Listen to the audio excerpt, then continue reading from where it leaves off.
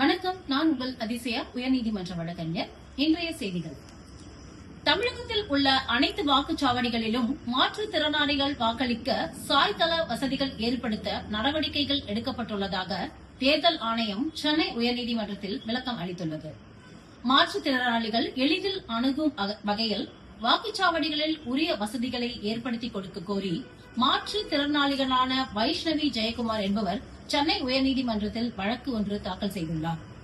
இந்த வழக்கு தலைமை நீதிபதி S.A. தர்மாதிகாரி மற்றும் நீதிபதி G. அருள்முருகன் அமர்வில் விசாரணைக்கு வந்தபோது தேர்தல் ஆணையம் தரப்பில் மாற்றுத்திறனாளிகள் சட்ட விதிகளை அமல்படுத்த நடவடிக்கை எடுக்கும்படி அனைத்து மாவட்ட ஆட்சியர்களுக்கும் அறிவுறுத்தல்கள் அனுப்பப்பட்டுள்ளன.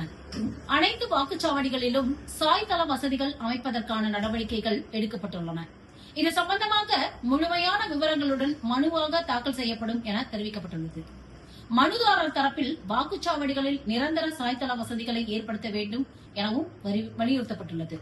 இதையடுத்து மாற்றுத்திறனாளிகள் வாக்குச்சாவடிகளை எளிதில் அணுகும் வகையில் அமைக்க எடுக்கப்பட்ட நடவடிக்கைகள் குறித்த விவரங்களை மனுவாக தாக்கல் செய்ய தேர்தல் ஆணையத்திற்கு உத்தரவிட்ட நீதிபதிகள் விசாரணையை அடுத்த வாரத்திற்கு தள்ளி வைத்துள்ளனர். நன்றி, வணக்கம்.